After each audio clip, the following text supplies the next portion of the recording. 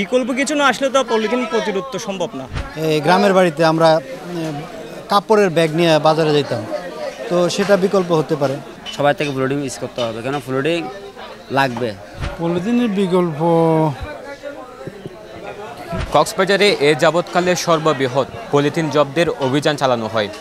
সেটি গতকাল রাতে শহরের টেকপাড়ার মাঝেরঘাট এলাকায় একটি অবৈধ পলিথিন গোডাউনে অভিযান চালিয়ে 530 বস্তা পলিথিন জব্দ করে র্যাব। একটি বিষয় আমরা জানতে পারি, ওই গোডাউনের যে সমস্ত পলিথিন মজুত আছে সেগুলো কক্সবাজার জেলার বিভিন্ন এলাকায় সেই পলিথিনগুলো সরবরাহ করা হয় এবং ওখানে পাঠানো হয় বিভিন্ন জায়গায়। তবে এখন আরেকটি খবর, সেটি হচ্ছে আগামী 1 তারিখ থেকে পুরোদমে প্রশাসন মাঠে নামছে এই পলিথিন নিষিদ্ধ এবং পলিথিন ব্যবহার রোধে। তবে এখন কথা হচ্ছে যে পলিথিন যদি ব্যবহার নাই বা করা যায় এবং পলিথিন যদি নিষিদ্ধ হয়, তাহলে বাজারে পলিথিনের বিকল্প কী ব্যবস্থা রয়েছে সেটি আজকে আমরা জানব। না, এখানে বাজারে আপাতত এখনও পলিথিনের বিকল্প কোনো কিছু আসে নাই। যদি প্রশাসন থেকে যদি পলিথিন নিষিদ্ধ করা হয় এবং প্রতিটি গোডাউনে তো কালকে একটা অভিযান চালানো হয়েছে প্রশাসন কর্তৃক, সেটা আমরা দেখেছি। তো পলিথিনের বিকল্প কিছু যদি বাজারে আসে অবশ্যই আমরা সেটাই ব্যবহার করব এবং আমরা প্রশাসনকে অবশ্যই সহযোগিতা করব, যেটা সরকার যেটা নির্দেশনা দেবে আমরা সেটা অবশ্যই মেনে নেব। বিকল্প কিছু না আসলে তো পলিথিন প্রতিরোধ তো সম্ভব না। অবশ্য পলিথিনের বিকল্প কিছু আসতে হবে।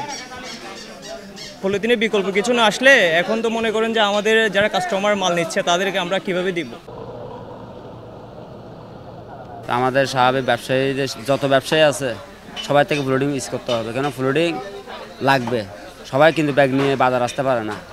এই নেটে জালির ব্যাগ একটা আছে না, এটা থাকতে পারে। আর ডোলা নিয়ে আনলে বড় 7-10 টাকা ব্যাগ নিয়ে আসবে।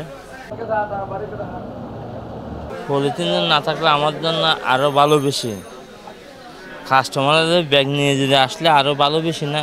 যেমন আমরা আগে দেখেছি আপনার ওই যে নেট, কতগুলো নেট আছে সুতার নেট, সেগুলো তো আপনার অনেক বছর সেগুলো বাজারে চলছিল। এখন যদি আবার সেটা আনা হয় তাহলে খারাপ হবে না। হ্যাঁ, পলিথিনের বিকল্প তো অবশ্যই আছে। এখন এই যে আমরা আগে সোনালী আঁশ বলতো পাটের তৈরি ব্যাগ নিয়ে আমরা বাজারে যেতাম। তাছাড়া আগে আপনারা হয়তো খেয়াল করছেন কিনা, এই গ্রামের বাড়িতে আমরা কাপড়ের ব্যাগ নিয়ে বাজারে যেতাম, তো সেটা বিকল্প হতে পারে।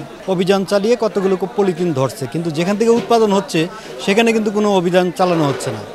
তো সেক্ষেত্রে ওই দিকটায় নজর দিতে হবে যে যেখানে উৎপাদন হচ্ছে সেটা যদি বন্ধ করা যায় তাহলে অটোমেটিকলি কমে যাবে। বাজারের ডোলাগুলো, বেতের ডোলাগুলো ব্যবহার করতাম আর কি, বেতের জুরির ডোলাগুলো। না, এখন তো কিছু দেখিনি, এখন কিচ্ছু দেখিনি। আমাদের পলিথিন দিচ্ছে, পলিথিনের বিকল্প পাটের ব্যাগগুলো, প্লাস্টিক ব্যাগগুলো আর কি। অপচনশীল এই পলিথিন, যেটি পরিবেশ দূষণের অন্যতম একটি কারণ, এই পলিথিন অবৈধ কিংবা নিষিদ্ধ করা হয়েছে, তবে বাজারে এখনও পলিথিনের ব্যবহার চলছে। এই যে পলিথিন, যেটি পরিবেশ দূষণের অন্যতম একটি কারণ, সবসময় এই যে পলিথিনের কারণে পরিবেশ দূষিত হয়, তবে বাজারগুলোতে আজকে ঘুরে দেখেছি এখনও পর্যন্ত সেই পলিথিনের ব্যবহার চলতে পুরোদমে। বিক্রেতাদের সাথে কথা বলেছি, ক্রেতাদের সাথে কথা বলেছি। বিক্রেতারা বলছেন যে পলিথিন নিষিদ্ধ করা হলেও যে পলিথিনের যে বিকল্প ব্যবস্থা সেটি বাজারে নেই। অন্যদিকে ক্রেতারা বলছেন যে বিকল্প ব্যবস্থা না পেয়ে তারা যে নিরুপায় হয়ে পলিথিন ব্যবহার করছে।